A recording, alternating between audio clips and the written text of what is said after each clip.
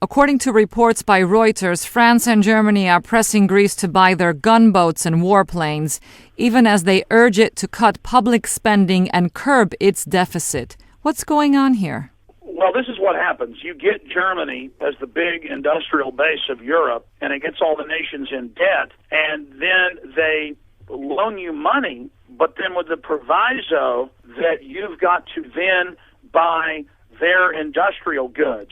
And so this is a form of modern mercantilism where it's designed to make you dependent but also deindustrialize you in the process. We've seen this carried out in the third world over and over again, and Greece is in a life and death situation. In every case, if you take further loans, if you go deeper into debt with these people, and notice the media is phrasing it like, will the IMF give us a loan? Will Europe give us a loan? As if you even need or want these loans. It's this banking cartel that is by design put you into this position. Your leaders should be producing your own gunboats and weapon systems in your country to give Greeks jobs. But again, as part of the internal 100-plus point plan that the IMF and others make countries sign, they can only spend their tax money on goods and services from the center of the empire. And this is really a tripolar world within the global empire. You've got the U.S., England, and Germany all teamed up together. Now, that's not the German people or the British people or the American people, but the elites that moved into our wealthy countries, took them over, and have used us as a tool of global domination militarily, but more importantly, as I talked about earlier, economic domination of the nation state. But it appears that the people of Greece understand what's happening and are saying, no, I've seen that your police and military and firemen and women have been protesting with you. And so if you can just keep the heat on the bankers, they'll move on to some other country that they can rob. Now, you've investigated the causes behind the global financial crisis.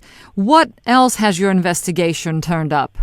Our investigation has discovered that this is a part of a 30-year strategic plan by the 20 or less private central banks to go in and take over every industrial nation on earth, trick the public into going along with a big social welfare system to get them into debt so that they can economically capture them, as we talked about earlier. But overall, we know that this premeditated plan is not going off as well as the establishment had hoped, because the internet and people communicating around the world has created a global front of populism and of free market liberty, and people are becoming aware of this larger strategic plan of financial domination.